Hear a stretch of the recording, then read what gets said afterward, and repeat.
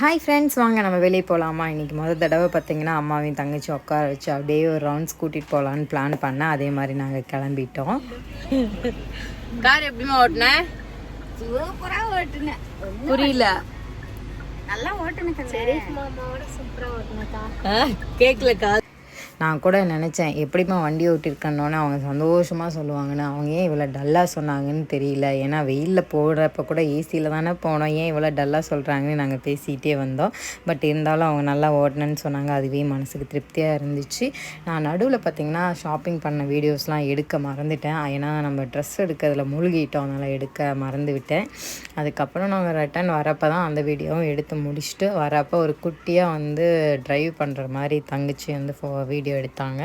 So அதை உங்ககிட்ட share பண்ணிட்டேன். வீட்டுக்கும் வந்தாச்சு. வந்த உடனே பார்த்திங்கன்னா எப்போவுமே கார் வரத்துக்கு முன்னாடியே எங்கள் வீட்டில் இருக்க 2 டாக்கும் வந்துடும்.